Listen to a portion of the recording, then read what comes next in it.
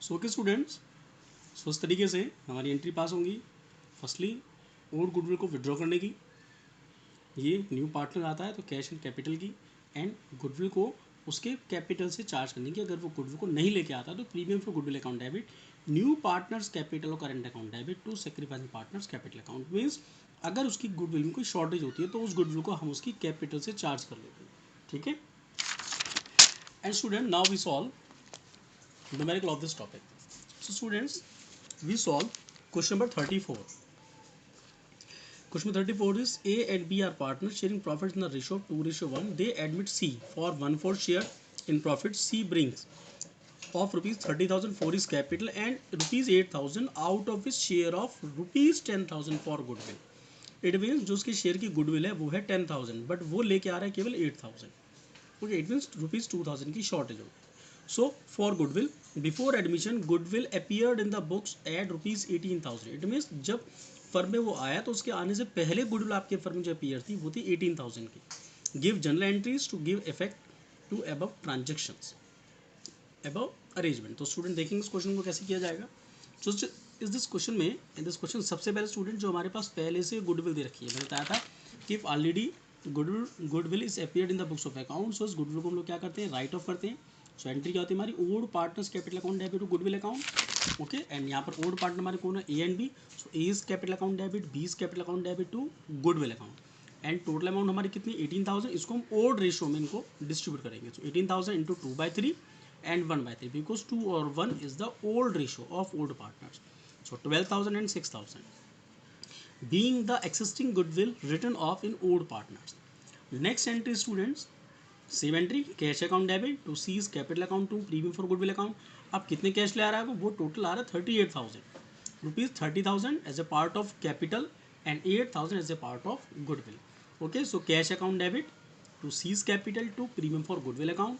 And next entry, हम लोग entry तक पास करते आए थे, premium for goodwill account debit to old partners, sorry premium for goodwill account debit to sacrificing partners capital account. But यहाँ पर क्या है, यहाँ पर premium for goodwill account debit जो रुपीज़ एक्चुअल में जो उनको गुडविल लानी थी वो लानी थी 10,000 की, बट गुडविल वो लेके आ रहे कितने की, 8,000 की. तो 2,000 की शॉर्टेज है. इस शॉर्टेज अमाउंट गुडविल को हम उसकी कैपिटल से चार्ज करते हैं. ओके, सो एंट्री आपकी क्या बनेगी, premium for goodwill account debit 8,000 to C's partner capital account. It means 2,000 जो आपकी 2,000 की शॉर्टेज है. और टू सेक्रीफाइसिंग पार्टनर्स जहाँ पर कौन है, A and B, to A's capital to B's capital. So total 10,000 की गुडविल को इनके सेक्रीफाइसिंग रेशियो 2 और 1 में डिस्ट्रीब्यूट किया जाएगा. अब यहाँ पर सेक्रीफाइसिंग रेशियो स्टूडेंट क्या है, आपका वही रेशियो माना जाएगा जो इनका ओल्ड रेशियो है, क्योंकि इस क्वेश्चन के अंदर आपको ये तो नहीं दे रखा कि वो पार्टनर जिस रेशियो के लिए आ रहा है वो रेशियो किससे कितने शेयर के अकॉर्डिंग ले रहा है, कंडीशन नहीं देखी ना. So in this case old ratio is known as sacrificing ratio. उसी रेशियो में सेक्रीफाइसिंग लोग जाना जाएगा, माना जाएगा. So premium for goodwill account debit to C's capital account, sorry premium for goodwill account debit C's capital account debit to A's capital account to B's capital account. Okay student, so 8,000 plus 2,000 total 10,000. 10,000 के ratio में 2 और 1 के ratio में distribute कर दिया. Being the goodwill credited to sacrificing partners in sacrificing ratio. Okay students, clear? And students, our next topic is hidden goodwill. Students, hidden goodwill का मतलब क्या होता है, hidden goodwill का मतलब होता है कि आपके फर्म के अंदर कोई ऐसी गुडविल जो आपको नहीं दे रखी है, अब आपको वो गुडविल कैलकुलेट करनी, तो उस गुडविल को कहा जाता है hidden goodwill. It is very very important topic. In this question, firstly meaning, hidden goodwill is the excess of desired total capital of the firm over the actual combined capital of all partners. It means आपने जो एक expect किया था कि इतनी हमारी capital होनी चाहिए, लेकिन अगर आपकी सबकी पार्टनर्स की कंबाइंड कैपिटल अगर उस कैपिटल से कम होती है तो जो डिफरेंस होता है वो डिफरेंस आपके माना जाता है hidden goodwill. So hidden goodwill is the excess of desired total capital of the firm over the actual combined capital of the all partner.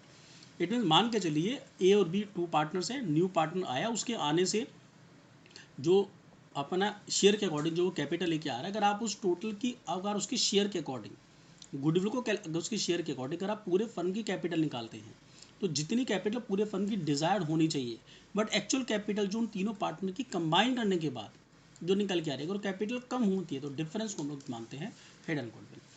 In other words when the value of goodwill of the firm is not specially given, इसका एक short तरीका ये भी है कि अगर आपको पूरे फर्म के अंदर गुडविल नहीं दे रखी है, so has be calculated on the basis of net worth of the firm, तो ऐसी गुडविल को आप इनके नेट वर्थ के हिसाब से निकालते हैं।